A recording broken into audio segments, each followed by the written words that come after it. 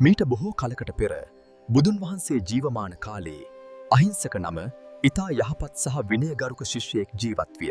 ඔහු ප්‍රසිද්ධ දිසාපාමොක් ආචාර්යවරයා යටතේ ඉගෙනුම ලැබූ අතර ප්‍රඥාවෙන් හා කැපවීමෙන් අනෙකුත් සිසුන් අභිබවා යාමට ඉක්මනින්ම සමත් විය. අහිංසක ඔබ දක්ෂයි. නමුත් දැනුම පමණක් ඔබේ පක්ෂපාතීත්වය ඔප්පු කිරීමට ප්‍රමාණවත් නැහැ. ඔර්ෂ්‍යාකාරී ශිෂ්‍යයන් අහිංසකගේ චරිතය සහ චේතනාවන් ගැන බොරු පවසා ගුරුවරයාගේ සිත දූෂණය කළහ.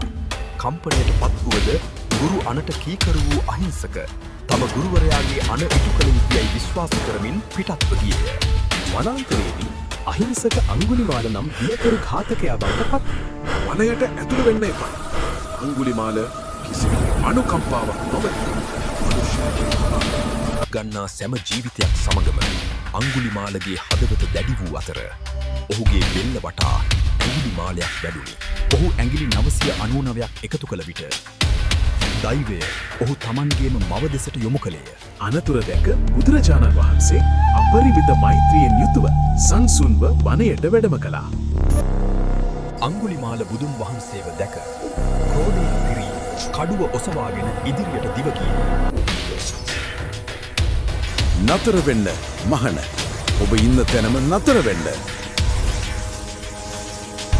අංගුලිමාල මම නතර වී සිටිමි. ඔබ තවම නතර වී නැත. ඒ වචන අංගුලිමාලගේ මනසට අකුණක් මෙන් වැදුණු අතර ඔහුගේ ප්‍රචණ්ඩත්වය සහ ව්‍යාකූලත්වය නතර වුණා. ඔබේ අදහස කුමක්ද? ඔබ ඇවිදිමින් සිටින තබුත් ඔබ නතර වී කුමක් පවසනවා? මම සියලු සත්වයන්ට හිංසා කිරීමෙන් නතර වී සිටිමි. ඔබ දිගින් දිගටම වෛරය සහ ලේ වැගිරීම් පසුපස හඹා යනවා. අංගුලිමාල තම කඩුව බිම දමා වෙවුලමින් ඔහුගේ දෑසින් වැగిරෙන කඳුලින් සෝදා හැරියේය. බුදු පියාණෙනි මට මඟ පෙන්වන්න. මට තනියම මේ දුකෙන් මිදෙන්න බැහැ. අංගුලිමාල ප්‍රචණ්ඩත්වය පසෙකලා සාමේ මාවතේ ගමන් කරන්න.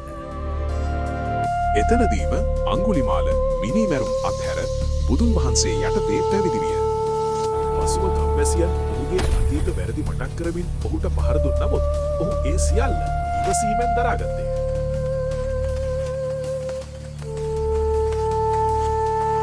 භාවනාව සහ අවංක උත්සාහය තුළින් අංගුලිමාල තම මනස සම්පූර්ණයෙන්ම පිරිසිදු කරගත්තේය.